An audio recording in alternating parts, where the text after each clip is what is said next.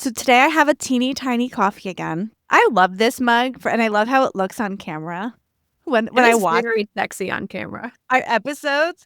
It's like really cute. So I just have a long shot of espresso. It is a new flavor I'm trying. It's like a festive blend. I took a sip already. I don't actually see what's festive about it, but it does taste good. Just a little brown sugar, a little oat milk to sip on while we chat. Yummy. I have my cup of dirt. No, I'm just kidding. My mushroom, my mushroom latte. Michelle's cup of dirt. Yeah. I have one cafe that I go to for like all of my work stuff. It's just where I can focus. It's where I get things done the best. I love the staff and the owner. And they make the best matcha latte in town. And that's what I typically drink if I want caffeine or like my go-to. I don't drink coffee. So it's a matcha latte. And the girls asked me the other day if I make what do I drink at home? Do I drink matcha at home? And I've done that before, but this is my like go-to made drink at home is a mushroom-based powder mix, maple syrup, and then whatever non-dairy milk we have on hand. Yeah. I saw a preview of Starbucks like winter menu that they'll start over the holidays. And I don't go to Starbucks that often. Like it's not somewhere I go because I make coffee at home. And I think this sounds horrible, but one of the things they're going to be making, I think in January, is a Dubai chocolate matcha. So I'm guessing it'll be a chocolate and pistachio flavored matcha beverage, and I just feel like that's like way too much. Too many flavors all in one go. Maybe. I don't know. I'm trying to think if I've ever had hot, like chocolate matcha together. I feel like that's a thing. Maybe I had it like in chocolate, like matcha Yeah. in Yeah, chocolate. I could see that. But Yeah. matcha, chocolate, and pistachio? Yeah, it seemed like a lot. I'm pretty That's a sure, I lot. can't remember if it was a pumpkin. I'm pretty sure it was a pecan pie latte. Jeremy got that recently at Starbucks and he loved it. Of course, it's just like loaded with sugar and Yeah. fake flavoring, but he thought it was the bee's knees. He thought it was the best thing. Yeah. But Dubai chocolate is one of those things that has like taken the world by storm. I don't know. It started as like a TikTok. I think like went viral on TikTok. People eating Dubai chocolate, which like the traditional Dubai chocolate bar is like chocolate with some sort of like crunchy inside with pistachio cream and I think that's it. Like the crunchy stuff, pistachio cream and chocolate. And those chocolate bars went viral and just about every local coffee shop, places do their take on Dubai chocolate now. And it's always so expensive. Like if you see the Dubai chocolate bars, they'll be like $20 for a bar of chocolate. And part of it's because the pistachio cream is like very expensive to make. If it's like good quality, the pistachio cream there. But it's kind of wild how that flavor in the past year just went wild. I'm actually surprised Starbucks hasn't done anything yet with that flavor profile. Yeah, well, I think Starbucks is technically, considering it's a corporate entity and has so many locations, like the things that they have to actually uptake needs to be on the slower pace. It's not a Yeah. small local cafe boutique environment with one owner and a handful of staff. We're talking like a rollout of marketing campaigns, everything that's needed in store, menu changes, like across the board. So I can understand why things are slightly delayed on that front. But it is interesting to reflect on the fact that we're in such a different landscape where social media can completely change what happens with consumption. Matcha is one of those things. Talking to the owner of that same cafe, as he's talked about before, how he has a hard time sourcing the ceremonial grade matcha for his cafe simply because of the way that it's become so incredibly popular and the rate of consumption has gone up. And so the producers who are manufacturing it can't keep up with the demand in the rate that it has progressed based on its trendiness, basically. And that's one of the reasons like we exist and we went in this direction with our podcast because being on top of trends is so important for business owners. Like knowing what's going on, what people are talking about. So sometimes we're on this show talking about what might feel like random pop culture moments or random viral moments or things in the news. But when you're aware of what's going on and you can figure out how to use that in your business, you can find brand new customers. If you're a local coffee shop and you make a Dubai chocolate brownie as a side and you put that on social media, there will be people in your town that are going to show up to try that because they saw, oh, wait, Dubai chocolate, that's a thing. I want to try this trending flavor combination. So when you keep up with those trends, now obviously you don't want to hop on every trend or everything that happens, but when you keep an ear to the ground of what's going on, you can borrow from those things and that will help you find a whole new audience. Cultural relevance is becoming more and more important. Now, is it everything for brand? Is it everything for business? Definitely not. But it's important. We've talked about it before in terms of like cultural listening. It's just paying attention where people's interests are, where their attention goes, where they're investing, where they're spending their time, their resources, what they like, what they don't like. I mean, that's all part of understanding your market, your audience, and what's happening on like a larger scale. Ryan Reynolds and what's the wireless company he started? Mint, Mint Mobile, Mint Mobile. That's Oh, how yeah. they progressed to the point of incredible success and market takeover. I forget exactly what it was, but it was something to the effect of that based on trends, cultural relevancy, moments in time, his marketing team was responsible for putting out a response within 24 hours. So it was about the quickness of it. It was about the paying attention. It was about cultural listening. And that's how Mint Mobile grew to the sale. I think it was over $1 billion for Mint to, I forget which company acquired it. But in any case, it's becoming more important over time to pay attention to what's happening. Yeah, definitely. One thing too that is really good to know if you're a business owner and you use Instagram to market your products is to know that Instagram is making all kinds of updates. I don't know if you noticed, Michelle, if you logged into Instagram recently, that all of the buttons are in different places. Yeah, it's freaking annoying. Let me tell you right now. You get used to something and then boom, changes. Boom, changes exactly. And so a lot of those changes that some of you are experiencing right now are kind of like purely user interface, right? Like things are in different spots. One of the really interesting things that I think is cool is that now when you swipe left, I guess. Like you swipe like to the left, you get right to Reels, which could be a sign that Reels are going to start to be reprioritized in the algorithm. But there are a bunch of updates that may have rolled out to you already that they're testing and playing with that will likely eventually be rolled out to everyone. And a lot of them are really cool. I'm going to get my handy dandy notebook so I don't miss anything. Um so, one of the things is that soon you will be able to start scheduling your stories right in the app. So, right now, if you wanted to schedule stories, you would have to do that in the Meta Business Suite, like on your desktop. But they're starting to roll out, trying out and testing scheduling stories right in app. And I think this is related to an algorithm change that's happening right now is that people will be getting boost in the algorithm for your story retention.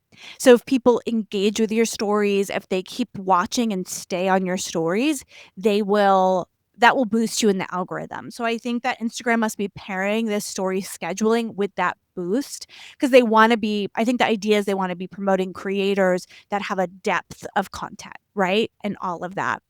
A couple of other updates that are related to that is soon you should be able to make multi-part reels by linking one reel to another.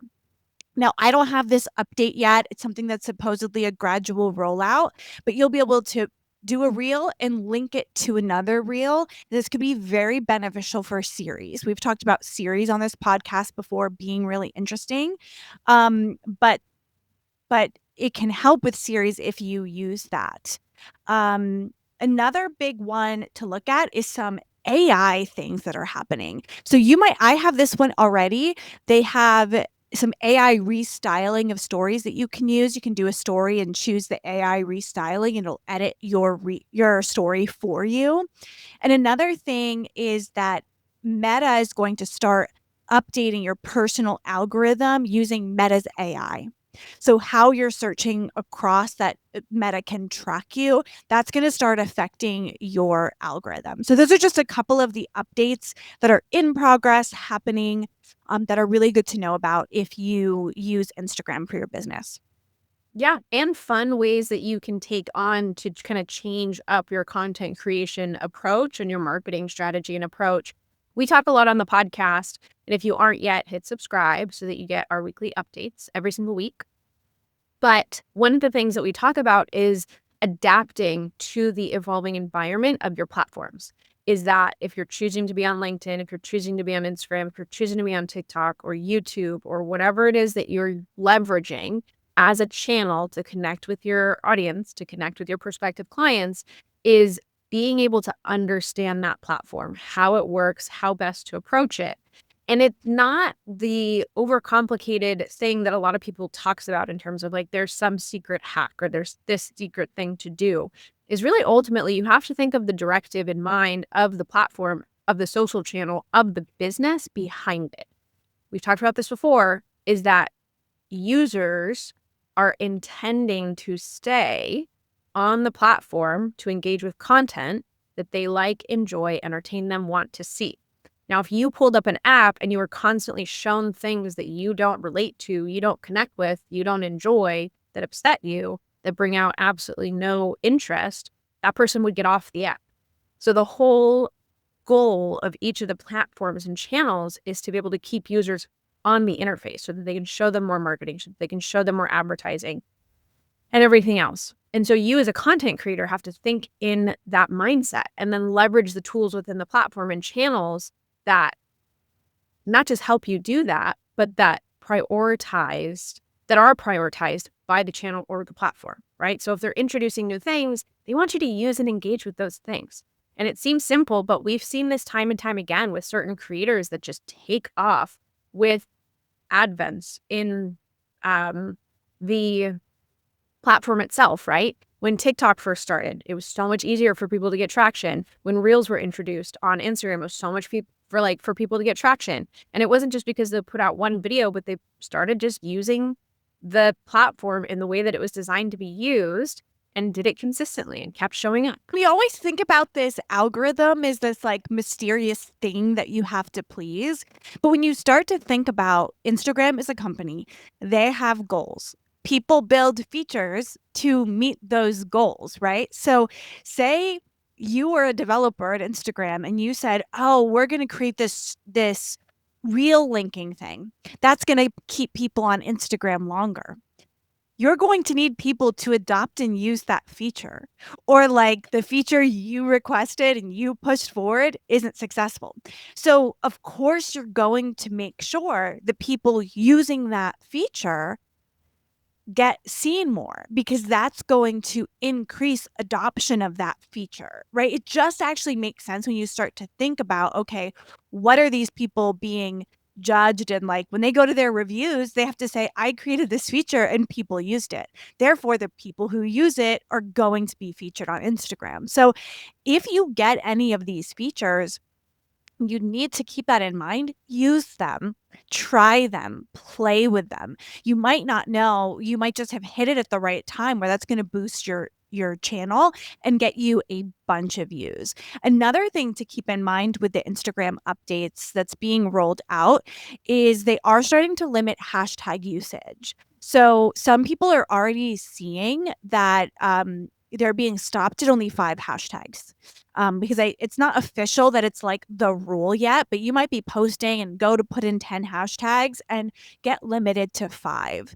And I think one of the reasons that this is happening is we've seen an increased importance on keyword and like SEO. So actually the words you write in your captions, the words on screen, the words in your like video captions are just becoming more and more important. And it's probably related. Now, this is just me using logic to think through. It's probably related to the the AI personalization of your Instagram feed, right? AI needs the data to decide what to show people. And if they want to make recommendations for what people are going to see on their feed using AI, they need that content. So I think that we're going to see a big shift for Instagram where making sure, kind of like how TikTok is, making sure your content is categorized, making sure you have the right keywords. I think that's going to get more and more important. So that is something I would start focusing on like right now is when you write your captions, when you're picking your hashtags, when you're putting text on screen, to making sure you're using words that people might search to find what you offer. Yeah, and it's interesting to see these things across platforms because I mean, TikTok limits the amount of hashtags that you can add already. So Instagram is adopting the same practice, likely not just for copy paste purposes, but from a functional perspective. When you think Yep. about it, the amount of content, I actually can't remember the numbers. I've seen it before. I don't know if you know, Joanna, as far as like how much content goes out like every second, every minute of the We day. should look that up. It's It probably fascinating. it's a stupid amount, like, it's a lot. If you just imagine the amount of accounts that are out there and how some accounts post 100 times a day, some accounts post 10 times a day, some accounts post 3 times a day, and then you post once a day or whatever the case is, but there's so much content being put out into the ether all the time, and those social platforms have to be able to manage that content, and they still wanna deliver content in the right way to keep users on the platform, right? So keeping that in mind, I think it's interesting. YouTube, it makes me think of like the reel linking, similar to YouTube, how you can have a suggested video of yours after one plays. So these aren't brand new concepts. They're just new introductions on a particular software, on a particular channel that you can adjust to, that you can adopt along the way. And keeping in mind again that getting people's attention, capturing people's attention, holding it, and being able to tell your story, do what you need to do as a marketer, as a business owner, as a coach, as a creator is kind of your goal through that process. But what was the thing I was going to say is that, oh, one of the things I've noticed that's been really interesting is I'm seeing a lot of repeat content recently. So I don't get on my phone all the time and I don't scroll very frequently, but I will a couple times a day hop on and just like look through stuff on usually each platform, Facebook, Instagram, TikTok. More of a video person. I'm not a big like reader in terms of posts. So when it comes to consumption, those are kind of my platforms. I don't really scroll through YouTube and never really have, but I will. And then I'll notice if I get on the next day or even later that day, I'll see a handful of the same videos pop up or the same pieces of content. Does that happen to you? Yeah, it does. I think that's really interesting considering how much content there is out there. And I think there's something to be said for that. I don't know necessarily the approach from like why that content is being delivered to you, but I do think that from a psychological and like brain perspective, we like things that are familiar. And if we've already shown interest in them, it's likely that we'll want to continue seeing them, right? Like if you think about your favorite TV show, like Friends, how many times have you watched a single episode, even though you've seen it before? And I think that they're feeding into that. And so with that in mind is knowing that you feel like you always have to come up with new content, new concepts, new this, new that. I have to use different video. I have to use a different script. I have to take this different approach. I have to use different music. You actually don't have to. People are wanting and desiring that consistency and that almost like safety in having seen something before. And so you can lean into that because I think the platforms are delivering it and they're not stupid. Yeah, they're not stupid. And you didn't know it, Michelle, but you perfectly set me up for the next thing that I wanted to talk about. So thank you. So I wanted to chat about someone I'm TikTok friends with. I'm sure a lot of you on social media have social media friends that you follow each other, comment on your things, but you've never met in real life or had like a one-on-one conversation. But there's this girl, Caitlin, that I've been following for a long time. I started following her when I think she had about 1,000 followers, and she recently hit 5,000 followers on TikTok and did a post kind of celebrating how she got there in 6 months' time, going from 0 to 5,000 followers. And I was like, this is really interesting. And I decided to look at her account and think through what are some of the reasons why she got that growth. Because I think when you're at 5,000 or 10,000 followers, it becomes a little easier to grow because you already have a following, you have energy, you have engagement. But going from like that 0 to 5,000 stage is really challenging. And so I started scrolling through to look at like, okay, what is it? Like, what is it that got her there? And one of the things that I noticed for her was consistency and familiarity. So she posted daily for 6 months. She always posted. And the majority of her videos are her sitting in the same place with the same camera angle. And she just delivers these kind of dry humor, relatable content about kind of being a mom, being a wife, and just like what that life is like. So it's literally consistency. And I think that that's something people want. They want to kind of watch their show, so to say. Like it's a thing that they watch over and over again. Yeah. No fancy editing, no crazy lighting, no crazy sound setup. I think she literally just sits. She probably has like a light, a tripod, her phone, and then does the captions in TikTok and posts. Just a short, quick, funny little dry humor delivered in a very similar manner every single time. Yeah. I think that we get caught up, especially you and I, as people who like tend to watch a lot of things. So you're getting served in your algorithm. Again, all different types of people who are creating content. And I think that's a mistake that we make as far as content creation and marketing goes.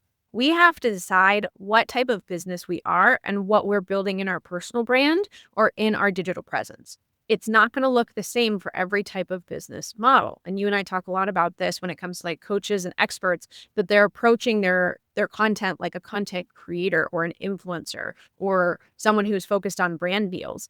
The approach is different. Are you going to get the same reach? Maybe, but are you going to get the same impact in your business when it comes to conversion, when it comes to clients, when it comes to like acquisition? Different approaches for different reasons.